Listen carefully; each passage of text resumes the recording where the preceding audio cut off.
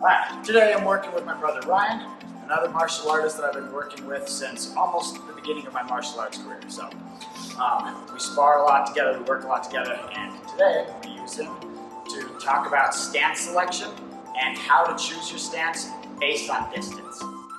If we're at the end range distance, or almost like the karate distance, where we're a little bit out of punch range, what I really like is my big foot pointed right at the center line, and my lead hand pointed at a center line.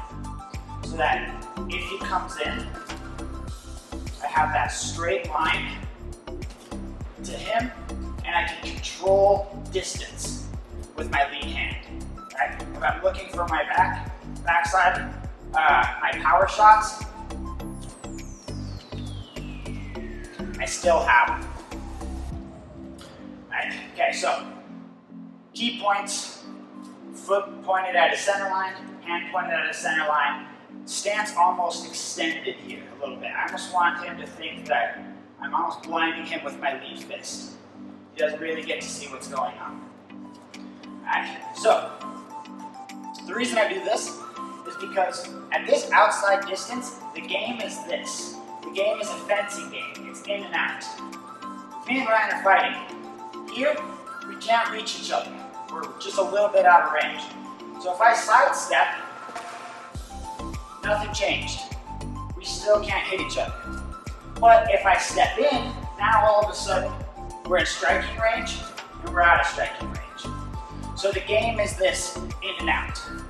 But as soon as I break this long distance and I enter this like mid to close distance, all of a sudden the game is changed. So now, if I'm here, Ryan can hit me and I can hit him. If I back up, Ryan can really hit me. This is Ryan's knockout range.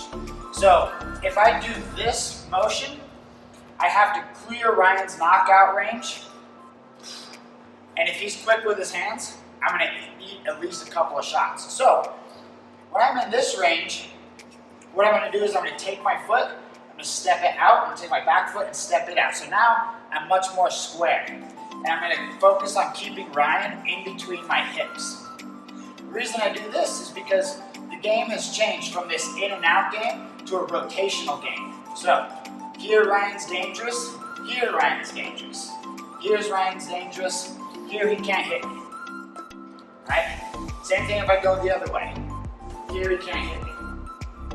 So all of a sudden, how I get to the safe spaces and how I cut angles and get to a point where I have an advantage on my opponent changes. So out here, it looks like karate. Right? Back and forth here, or taekwondo. The game is in and out. As soon as we cover this range, all of a sudden my stance becomes more square. And I focus on rotating around my opponent. Alright? The other time I switch into this stance is if Ryan charges me. So you'll see this a lot with wrestlers who punch. They come forward as they punch, but really what they're looking to do is close distance, so that they can switch to the grappling game. Right? So if I see Ryan is about to charge, I'll pull my lead foot back and I'll change to that square stance. So it just looks like this. Now all of a sudden I can move left and right a lot easier. Alright? So, one last time, key points: foot in between the hips, hands right in the center line. Alright, the game is in and out. As soon as we close that distance, either because I move forward, or we crash, or he moves forward, I square up my stance. Key points here are: I want my hands on the outside of his hands. I don't want him controlling the outside. If he controls the outside, now it's not safe to move anymore. Right? Yeah, exactly. So I'm controlling the outside and I'm keeping him in between my hips. And now the name of the game is rotate. As soon as Ryan turns to face me,